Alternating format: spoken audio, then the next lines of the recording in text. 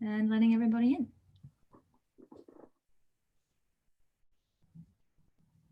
So, hello everybody.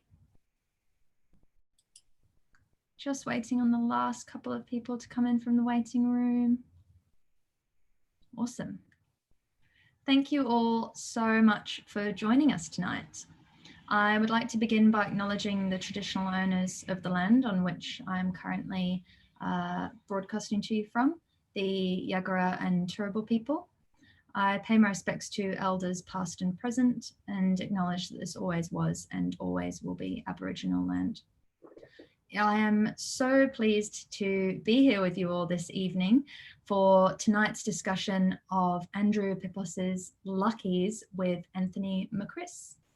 Before I hand you over to Andrew and Anthony this evening, I'd just like to quickly reiterate some of the information that I mentioned in the email you were sent with your link to join tonight's event. So you've all automatically been placed on mute, and you'll remain so throughout the evening, but don't worry, that doesn't mean that there won't be time for Andrew to answer your questions. He is keen to do so, and it will take place, the Q&A will take place during the last 10 minutes of the event. So in order to ask Andrew your questions, I'd ask that you send them to me via the chat box. If you can't see it at the moment, don't worry, it will pop up any second now, because as soon as I finish my introduction, I will be sharing the link that you can use to purchase your copies of Luckies if you haven't already. So type your questions in there, send them through to me, and I will read them out later on in the evening. And so it is now my absolute pleasure to introduce Andrew Pippos. Andrew spent his childhood getting underfoot in his family's Greek Australian cafe. When he grew up, he worked in newspapers and taught in universities. This is his first novel, and it packs in everything he knows about growing up in a noisy, complicated, loving family. In conversation with Andrew tonight is Anthony Macris, with over 20 years teaching experience. Anthony is one of Australia's leading teachers of creative writing. He has taught creative writing at Johns Hopkins University and as a faculty member at two of Australia's best creative writing programs, the University of Wollongong and currently the University of Technology, Sydney, where he is Associate Professor of Writing. His memoir, When Horse Became Sore, A Family's Journey Through Autism, was shortlisted for the Age Book of the Year and the Prime Minister's Literary Awards. His latest book is Inexperience and Other Stories. And so, Andrew and Anthony, it is now my pleasure to hand over to you for tonight's discussion. Great, thanks so much, Emmett Kate. That was a very nice introduction. Welcome everyone to this event. I'll say a few minutes. I'll speak a few minutes about Andrew. I was his doctoral supervisor. I got to know him pretty well over the time that he wrote Luckies. And then that'll just take a few minutes, and then we'll go over to the in conversation where we're going to talk about this really wonderful book. Look, first I'd just like to give a plug to Picador. It's fantastic to see Andrew published so well with a major publisher, and it did such a great job with the cover. That's reversed, isn't it? Sorry guys, but the kind of deco feel, the Greek cafe world, the 1950s. Thereabouts. The book covers a lot of time fields. They've really done it justice. It all feels like a really great package. Okay, well, I've known Andrew since the early 2010s when I was his supervisor for his Doctor of Creative Arts, and Luckies is the major creative component. Now, I must admit, I'm pretty careful about who I take on as a doctoral supervisor. I'm not being snooty, that's not the reason I'm saying that. It's just that it's a big commitment. You're going to be together for about 4 years at least. And as a supervisor, you'll be helping someone with a major life achievement, which is a doctorate. They're difficult things to do. Andrew's book proposal came to me. I can't exactly remember how. I thought it was terrific, compelling. But the question you've always got is, you know, can they write? How well can they write? Can they pull this thing off? So I Googled some of his publications, immediately saw he was publishing at a really high level in major US magazines. And after half an hour of reading, it was me, I was hastily putting together an email, not exactly begging to be his supervisor. I do have some pride, but I think it more or less amounted to that. And I was really nervous that I wasn't writing it quickly enough because I was afraid someone else would snap him up. Anyway, it got out there, and he was gracious enough to accept me as his supervisor, which I was really happy about. Could Andrew write? Oh yes, he could write. But more than that, he was already a writer. He was pretty much fully blown as a writer by the time he got to me. Stylish, perceptive, and his work had a great sense of playfulness that was both clever and insightful. In Andrew's writing, the human condition is key in all its drama, passion, and serendipity. Andrew is also a writer of ambition in the best sense. But I have to say, in the early days of the project, this did worry me a bit. What he was proposing was big. The novel, which it wasn't called Lucky's at that point, I can't remember what it was, he'll tell us later. This novel spanned decades, generations. It had a large cast, multiple storylines, multiple points of view, and it used the most tricky point of view schema you can get, omniscient with variable third person. If this wasn't already enough, the novel settings included Sydney, country New South Wales, Greece, London, New York. Now, I've been supervising novels for nearly 3 decades now. That's a lot to take on. And to be honest, very first-time writers can pull it off. Time after time, I've seen students flounder only to simplify the project, scale it down, do something more modest. Not Andrew.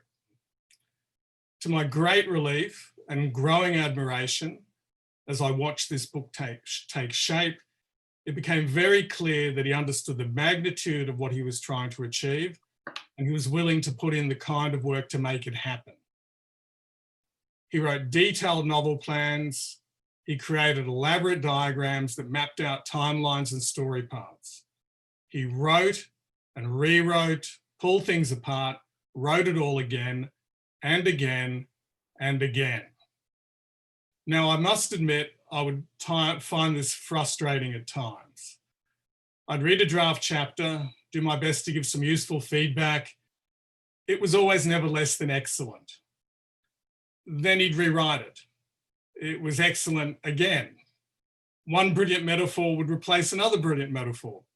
One pirouettic sentence would become a kind of somersault, equally thrilling in its execution. Was one better than the other? They were both great. It didn't take me long to realize I was working with a perfectionist. For Andrew, close enough isn't good enough. Everything, and I mean everything, from the smallest character observation to the staging of the key dramatic scenes, had to be the best it could be. But perfection is a lonely place, and its demands take their toll. But once again, Andrew rose to the challenge. During the years I worked with him, it was about over 5 years, he gave an unfailingly consistent effort to the novel. He did this while also taking on other challenges, the demanding job of teaching while also doing doctoral study. He did other work to supplement his income. There were also personal challenges. During the writing of Lucky's, Andrew cared for his father in his father's last days, and he also became a father himself with the birth of his daughter. Well, was it all worth it? Oh yes, it was worth it. Lucky's is a remarkable novel. Not just a remarkable first novel, but a remarkable novel full stop. As you read it, you'll be seduced by its style because Andrew is an accomplished stylist. You'll be seduced by the worlds he creates, the Greek cafes, the Sydney and London settings. They're lovingly evoked. But what I think you'll be most impressed by is his understanding of human nature, what drives people, the acts that make them who they are, and the acts that undo, or perhaps more accurately put, that unmake them. His skill at involving the reader in an emotional world of his characters is exceptional. This isn't just empathy, it goes beyond empathy. Sure, we live and suffer and celebrate with his characters, but they are so vividly drawn, their dilemmas so delicately rendered, that when we enter into the realm of what Balzac called human comedy, we're taken to that higher place where we can look down at the great vista of human nature that stretches before us. And Andrew makes us wonder what, in the end, it all really means. So this book is a stunning debut, and I just can't recommend it highly enough. Okay, now we'll get back down to earth, Andrew, maybe, and okay. Congratulations on a great book. Let's kind of get into it. Well, okay, so can I just say thank you, Tony, and thank you, avid reader, for hosting this event on my first book's first birthday. It's 1 day old, and I think that's probably the perfect age for a book. Tony, I'd just like to say you have been a really great presence in my writing career, and a stimulating presence. And you know, we share a lot in terms of theme and subject matter and our backgrounds, but we are also different in many ways, and we approach these things from different directions, and I always found that very interesting. I think that one of the things I learned from you, perhaps more than anything else, was structure and handling of narrative time. I mean, in your novels, there's such a sure navigation through time, and in my early drafts of Lucky's, they were kind of floaty, and there were long passages that felt like a daydream. And I know that, like, talking to you and reading your books really corrected that, and my work is so much better for your influence. So thank you, Tony. I'm really glad that I can share this moment with you. I wouldn't want anyone else. So thanks. Okay, that's really nice of you to say, Andrew. I can't remember any of that, by the way. It all seemed pretty good to me. Anyway, so I'm glad something positive came out of the relationship. Okay, Andrew, well, let's start off. Lucky's is very much set in the world of Greek cafes. That's not its only setting. It's got a few worlds in it, really impressively put together. But the Greek cafe is the main one. What led you to write about that? Why did you want to write about Greek cafes? Well, look, writing a novel is the oldest and most consistent and most pressing ambition of my life. It's something that's been coming a long time.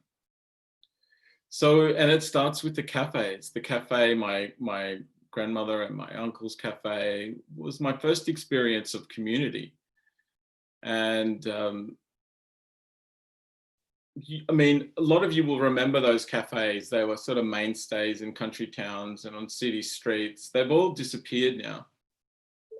But they were such an interesting hybrid of influences of American and Greek and Australian and Anglo influences. And their trajectory was complete. You know, it was a lost world. And I really wanted to write about that. I felt like here was a complete story for me to try to trace. Yeah, and you evoke it really beautifully. Like, at first it's the Cafe Achilleon. Am I pronouncing it correctly? Yeah, that's it. And then the franchise that grows out of that, Lucky's.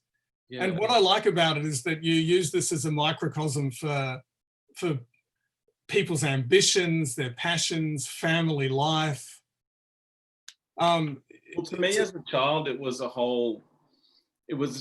just an enormous frame for the world. You know, we would, at Sunday lunch, or when the cafe closed at 9 o'clock, we would push the tables together and we would sit around and have dinner, and there would be my cousins and my uncles and my grandmother, my parents.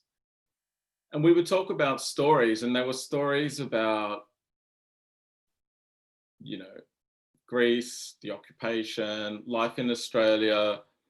And many of these stories were, some of these stories were hilarious. Like I always remember a story about my uncle Foddy driving a car from Sydney to the town of Brewarrina, which is, you know, in central Western New South Wales, all the way in second gear because he thought the cars only had 2 gears. Now, but then there were, of course, there were stories about tragedy and about family and stories that were violent stories. So all of life was there, and it was also, and they were all, there was always a cafe somewhere in this story. So I used to sit around. I didn't say much as a child. I was just taking it all in, and the whole world was seen through the frame of the cafe. And it was, my first novel was never going to be about anything other than the cafe. Although of course there are different worlds and many narrative strands in this book, the cafe is the central narrative.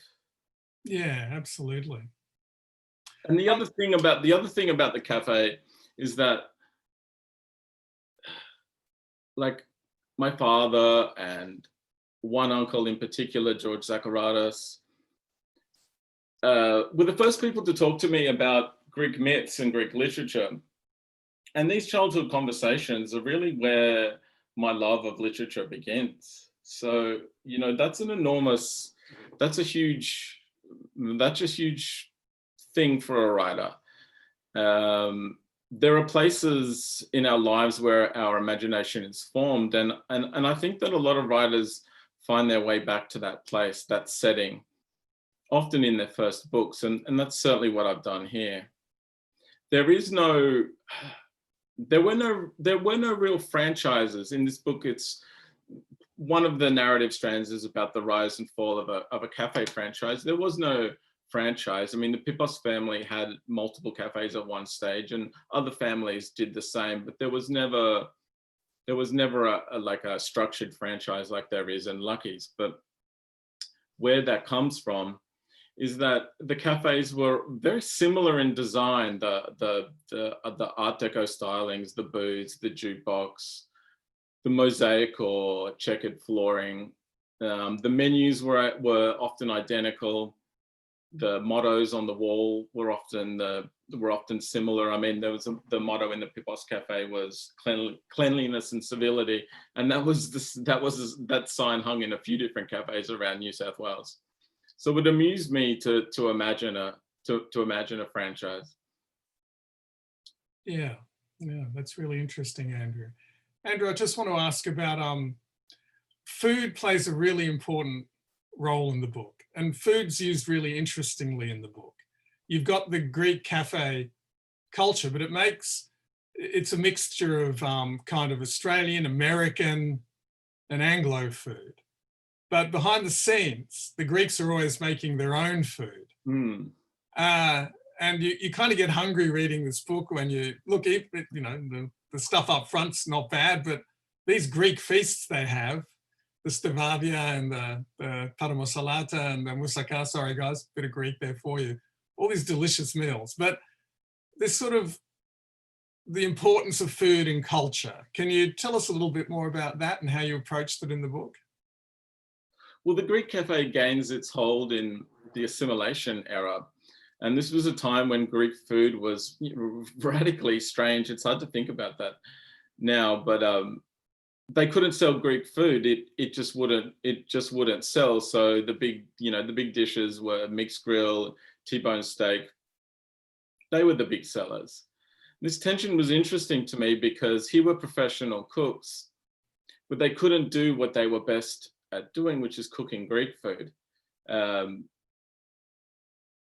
this is a loss, I think. You know, cooking was how the cafe Greeks expressed their ethnicity, their culture, because they, often didn't go to church, or they weren't in part of a Greek community, because so many of these cafes were in country towns or the outer suburbs. they were cut off from the Greek community.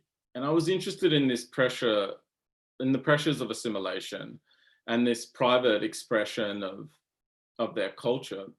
And when you walked into the Pippos Cafe Deluxe in Brewarrina, you know, along one side there were these booths, on the other side there was this long wooden counter with Art Deco stylings and signs. And then you come into the kitchen and then there's this long wood-fired stove, and over most of the stove there would be eggs and steak and bacon.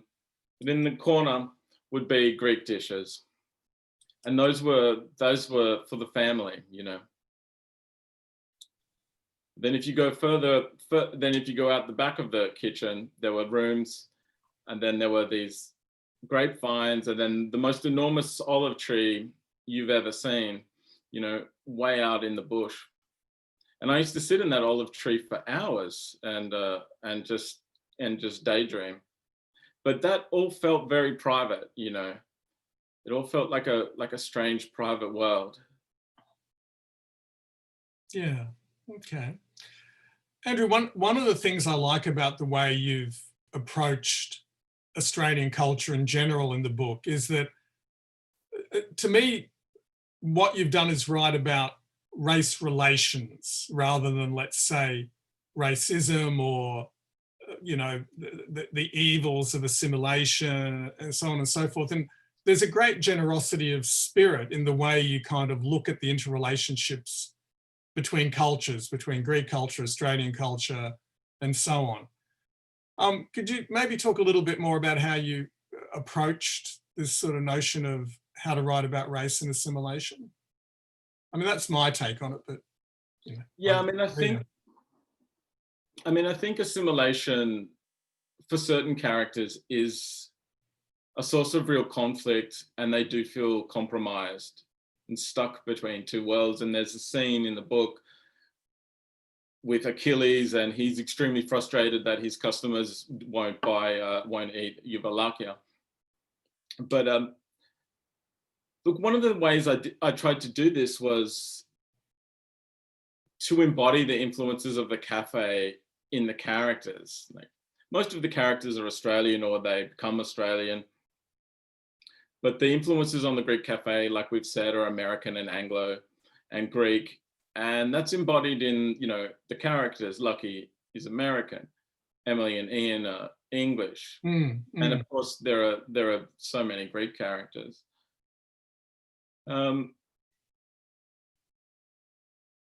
think in terms of like taking the sort of the makeup of the design of the cafe and the sort of cultural influences on the cafe and turning that into characters and style, I think the most important thing is really in the style of the book.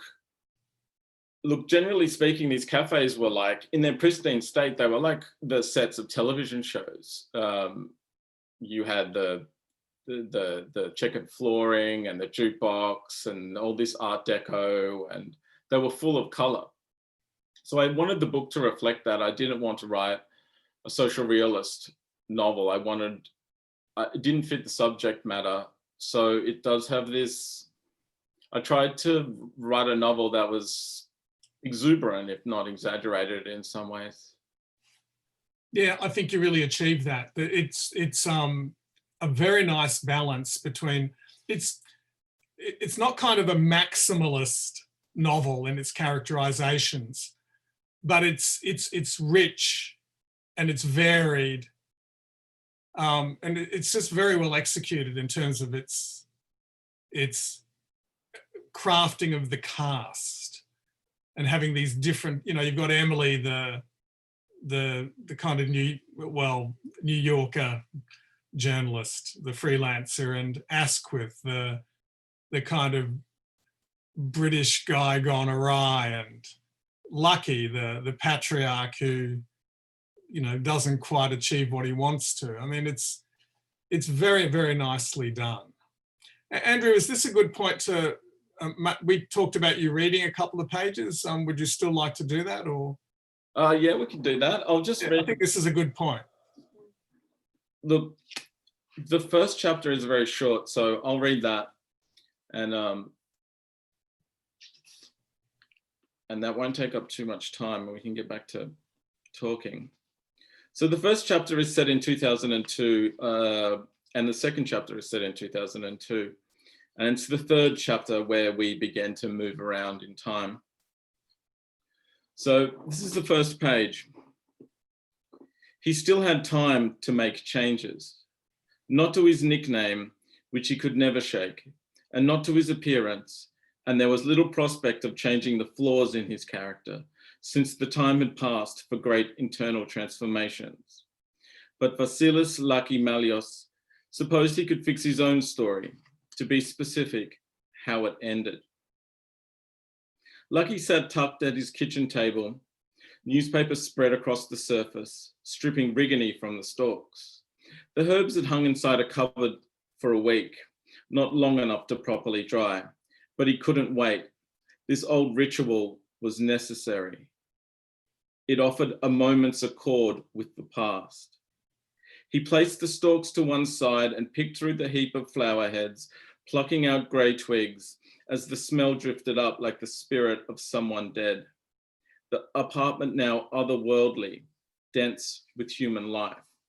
He told himself, we all have missing people, our dead parents, or the spouse who left too soon, or the lover who betrayed us, the sibling who deserted the family, the friend we never found, the friend who walked away, the child we didn't have, the person we couldn't become, the life we should have led.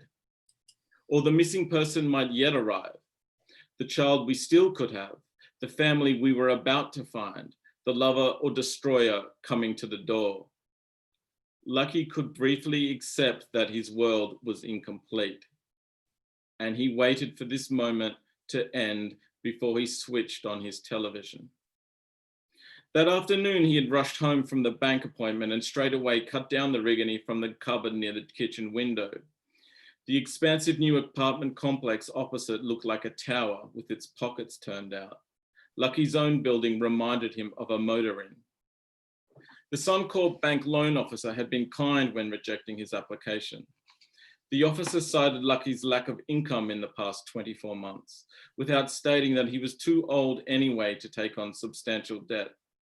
He possessed no assets, there was no loan guarantor.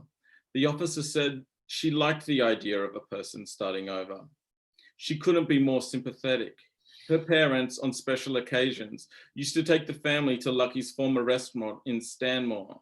She remembered the jukebox, the fat chips, the decor like the set of a TV show. And she acknowledged Lucky's later history, referring to the tragedy in your life.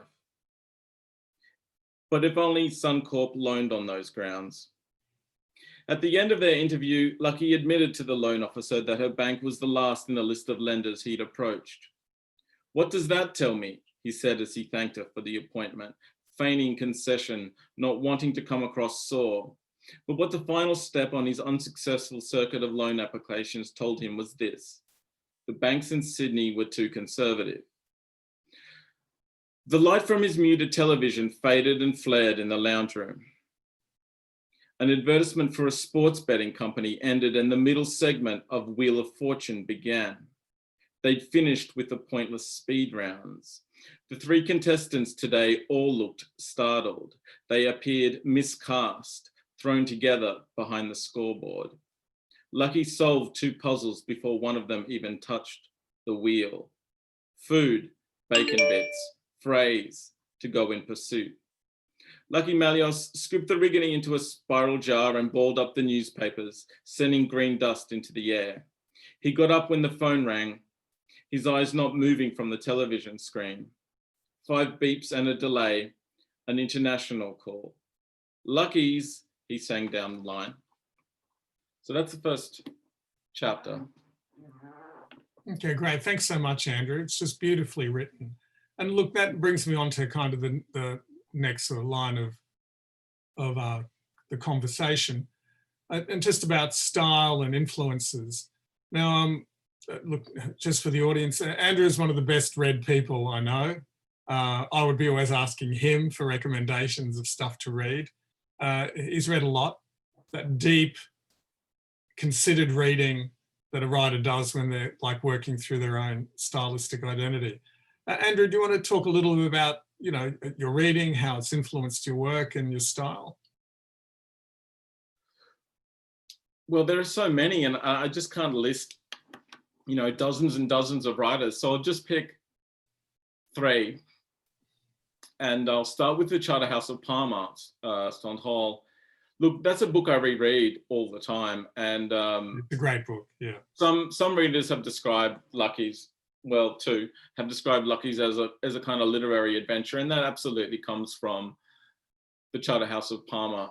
In particular, those early chapters, that the first 80 pages, what you might call the Waterloo sequence, is just the best piece of writing. And there's so much humor and action, and it's an absolutely superb piece of writing. And I think more than any other text is the one that I've studied the most. The next book is pretty obvious, I think. It's Great Expectations. Look, I read it when I was 16 or 17, and it permanently altered my brain. I love that the main character was called Pip, for one thing, but I think, you know, it's a book about kindness and about cruelty, and I'm drawn to those themes as well. And look, the device of a gift that is overloaded with meaning is obviously something that I've taken from Dickens and just put into my book. But look, a lot of writers borrow from Dickens. So, and I'm in that tradition. And I think borrow from Great Expectations in particular, you know. And then, like, the third book is The Radetzky March by Joseph Roth. It's, again, a classic novel, not a 19th century novel. I think it was published in 1933 in German. It's not really a modernist novel either. I don't know what it is. It's its own thing. But the idea of a saga, multiple generations, without it being this 500, 600 page book, that was very interesting to me. Also, it's about the downfall, the loss of a world, the downfall of the Austro-Hungarian Empire. It's about the losing a world being lost. And that was interesting to me too, because the Greek cafe world is gone. And then finally, is a sort of a standard that I could never reach, is that the Radetzky March is filled with these just great scenes and set pieces that like the one that comes to mind is when the main character visits the emperor in Vienna to ask for a favor. And they have this conversation, and they're having different conversations. The emperor is not even present. He doesn't even seem to be in the same time. And it's just, obviously it's a hard scene to describe, but moments like that, there are probably 5 or 6 scenes in the Radetzky March that are just superb. And, you know, I would like to write one of those scenes one day. All big books for me, and they continue to be big books. And of course, there are many American writers. Oh, come on, let's talk about the Americans. Why not? You've opened the box. Look, I think that the one to mention is Cynthia Ozick. I think that she's one of the greatest prose stylists alive. Her personal essays are wonderful, but Puttermesser Papers, it was a huge book for me. And I can remember reading it. I was living in London at the time, and it's one of those sort of reading experiences where I remember exactly where I was and what time of day it was when I read it. But when you open that book and some of her collections of essays, you see what a great sentence looks like. You don't know whether it's possible to write a sentence that good, but there it is. That's as good as it gets, I think, in English prose in the 20th century. Yeah, look, I was rereading the book in preparation for this, and I was very impressed by the attention you pay to style and the where you pitched it. Like one of the other books I've been reading, I've got a couple of books I'm reading at the moment. Rereading Bellow, Herzog. If you haven't read Bellow, Saul Bellow, the style's quite ornate. It's highly metaphoric.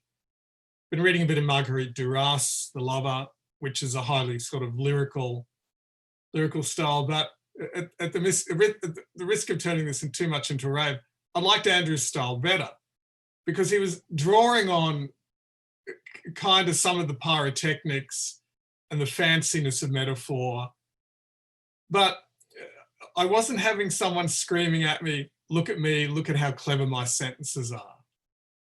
They were clever. The metaphors are often very stylish, very inventive, but they always served the character, they always served the story, and they kind of always served the mood and the sensation you were trying to achieve.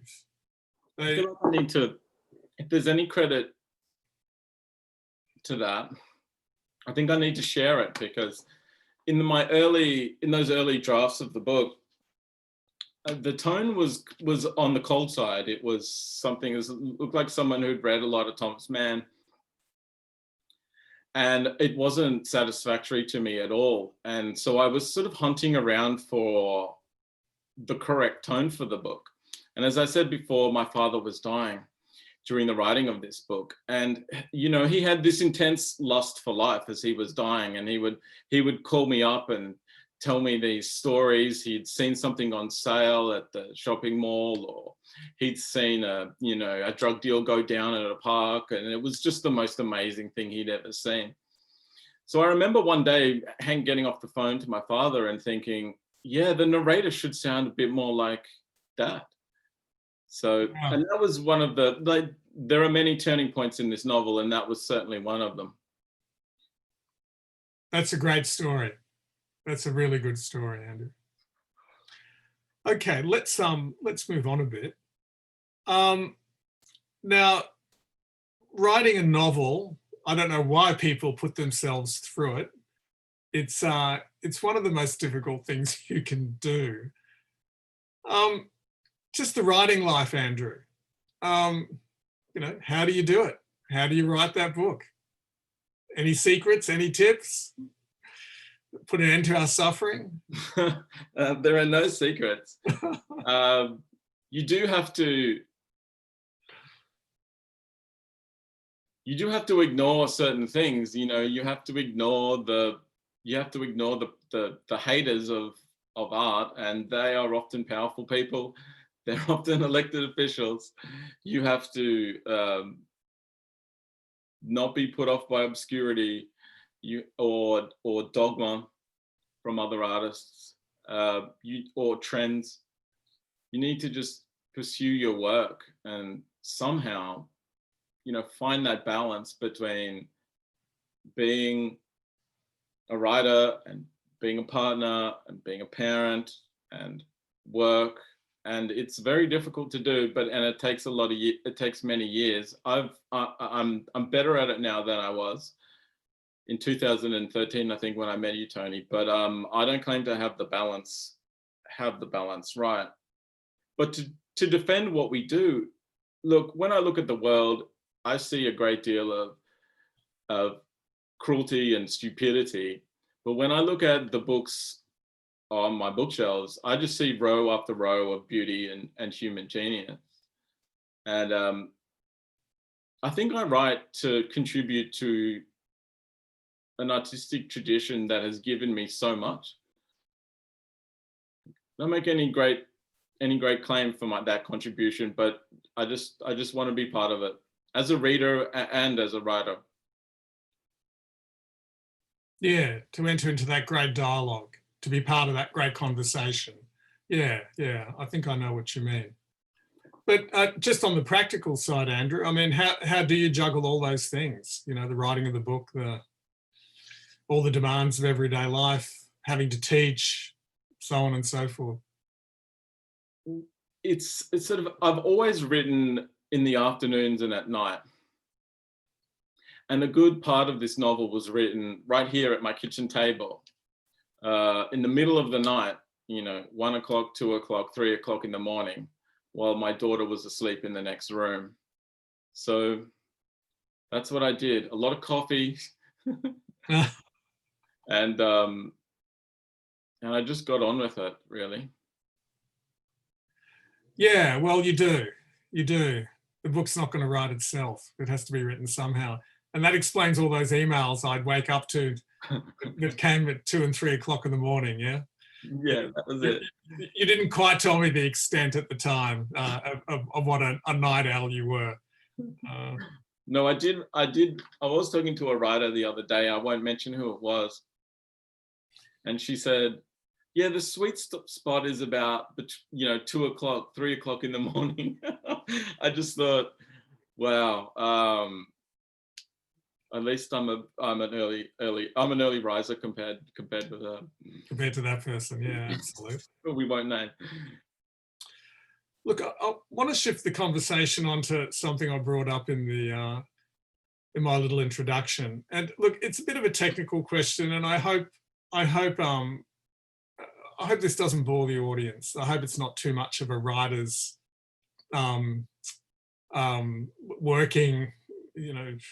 working life question, but a technical question. Okay, now, Andrew did pick, and I can't emphasize this enough, one of the most difficult ways to write a novel. And that's third person omniscient mixed with third person variable. So we jump into the heads of different characters, but we also have at times an omniscient voice that stands to some degree outside the characters.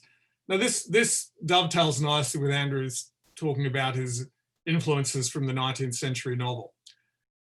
Two things that impress me in the achievement is that when you use that point of view technique, you can easily slip into anachronism.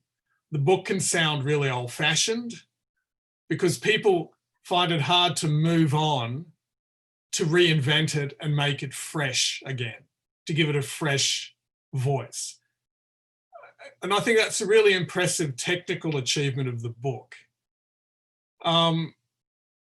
Anyway, how did you go about juggling that very complex point of view schema that for the reader is seamless? His only reward is that no one notices. But how did you go about accomplishing such a technically difficult thing and make it look so seamless? Well, it was horrifically difficult and it took years, but I was fortunate enough that at the start I had a strong cause and effect system in the book. And, these early, what you might call the Benny Goodman chapters, were completely connected to what happens in 2002 in the Wheel of Fortune chapters, you might call them. So I knew that everything was connected, but the order was not going to be chronological. If I tried to tell it chronologically, it would have emphasized the wrong characters, the wrong themes. It couldn't be done. But I also couldn't have that double helix alternating timeline either, because I needed to capture a lot more than the events in only 2 timelines. So really it was a process of trial and error.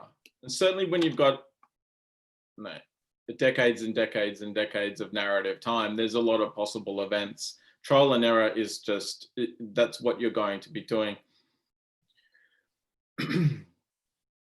So I tried to capture the most important events without everything being, death, one funeral and marriages and funerals and so forth. That there were things that you needed to gesture towards, there were things that you needed to leave out. Some events had to be dramatized, some events could be summarized. The trial and error process was most interesting when you got to the error point and I needed to fix things. That was a process of just sitting down and thinking about it and thinking about, and I used to think about it the way that you would think about any ruptured friendship, what had gone wrong in the past, try to see the situation from different perspectives, think about all the possible futures for this situation, and pick one and go ahead with forgiveness and full belief that you're doing the right thing. So that was sort of some of the structural principles. Okay. Andrew, we're kind of drawing to a close before we open up for questions. Are there any other final, I've got another question, but before that, any final points you want to make about the book that you feel we haven't quite covered yet? I'm not sure. No, look, I think one of the things we've touched on in this discussion is, how long it took and that sort of that it was a bit like a roller coaster at time.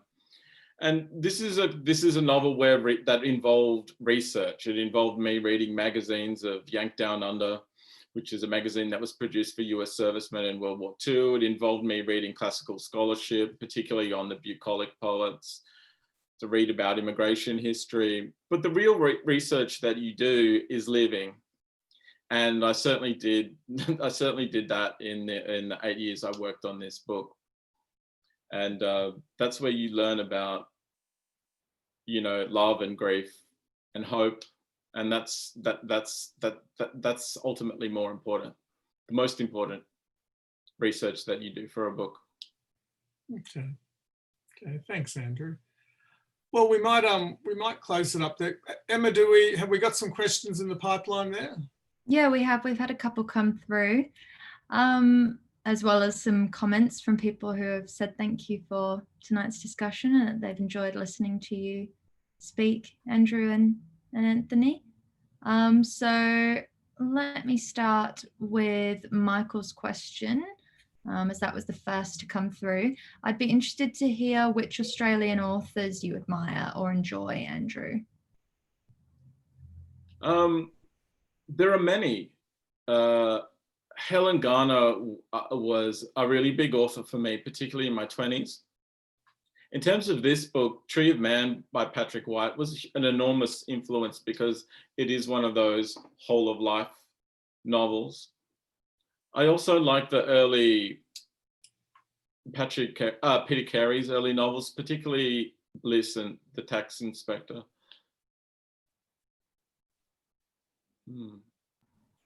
Thank you. Lex has said, I'm keen to hear about the planning of the novel. Did you have the end finished before you began? Did you proceed by a detailed plan? All the best. Well, I had detailed plans. I had diagrams. I had dot points, but I didn't follow any of them to the letter. They were just like, safety blankets. They were just something that made me feel a little bit better about this daunting task of writing a novel. Somebody has just said, over the course of 8 years, how many times did you change plans? I think I counted it the other day for a talk I gave to students. Look, I think that there were probably 4 major changes in this book. For example, the first draft of this novel ends in the 1960s. If you've read the book, you'll see that, that's only half the book. We've got the last question from Ono. A couple of questions still coming in. That's great. If you want to keep sending them through, we do have some time. Okay, having several coming through now. Nicole has asked, has your family read the book and what do they think about your perception of Greek culture in Australia? Some of them have read it, and I think that they're giving it the thumbs up. but not everybody has. So we'll see in the next few weeks. I could have some, emails and text messages to deal with. David has said, did anything surprise you while writing the novel? Did any plot line or character surprise you by the way it evolved? Yeah, there were many. The question is which character. The character of Emily doesn't really turn up in the book until probably halfway through the writing process, and she's the second most important character. There was a feeling that someone was missing from the cast for many years. Really, after that early draft, and I knew that the tone was wrong and that it needed more of my father's voice in it, and that there wasn't enough narrative time. I knew that there was a character missing. I just wasn't sure who it was. Janet has said, given Tony's observations about the rewrites, how did you get to the point of saying this work's finished? Well, I mean, after I let Tony go, Tony was released from the process. Then there was my brilliant publisher and editor at Picador, and then they had to go through that as well. And I'm grateful that they did, and they were wonderful to me, even though I can be difficult. Look, what happened was, I think there was a point where I made close to 900 changes on the proofs, and I'd pushed the process as far as you could push it, and it did feel like this is it, this is finished, and it does feel finished to me now, which seems amazing. I'm sure there were people who thought Andrew's never going to be finished with this novel. And I wasn't quite sure about that, but I do feel finished with it. And the other thing is, look, it was a really great friend to me through some very interesting years of my life. So it was a little hard to let go, but it's it's in stores now. Murray has said, congratulations, Andrew, and thank you both for this generous conversation. Clearly, this book is imbued with the presence of your father, and I know you're now working on a memoir about him. Did you feel you hadn't yet said everything you wanted to about his role in your life? He's never directly, I never write about him directly in this book. He's there in these strange hidden ways, in the tone and in the whole life scope of the book. So yeah, I think there's more. There's probably some more to say about him. Thank you. So Michael has asked whether there might be prequels or sequels, and I would like to add to that and ask which is a cruel question because this is a discussion of the novel that you have just released, but I want to ask what you're working on now, and Murray has hinted that you're working on a memoir. So can you tell us a bit more about what you're writing at the moment? It's not really a memoir. Although I am a character in the book, I'm probably the third or fourth most important character in the book. It is non-fiction, yes. That's all I'll say. Right. No prequels or sequels. This thing is a long book. I mean, this takes up a lot of narrative time, and I really can't think of anything more to say about these characters. Lovely. Well, thank you so much for answering all of those questions, and to you both, Anthony and Andrew, for such a wonderful discussion tonight. Before I take everybody off of mute, or allow you to unmute yourselves rather, do either of you have any last comments that you'd like to make before I do that? No, all good here. Not for me. Lovely. Okay, well, thank you both so much. It's been my pleasure to host. To everybody in attendance tonight, thank you so much for your great questions and for tuning in. I have posted the link for you to purchase your copies of Lucky's in that chat box, so you can grab them there through us. And I'm now allowing you to take yourselves off mute so that you can join me in thanking Anthony and Andrew. So hopefully you can now take yourselves off. Thanks, everybody. Thanks for coming. Several people messaging from those who can't take themselves off. Thanks, everybody. Have a lovely night. Thanks so much for having us. Good night, Thank everyone. you. Thank you. Good night, everyone. Thanks so much, everybody. Bye. Bye.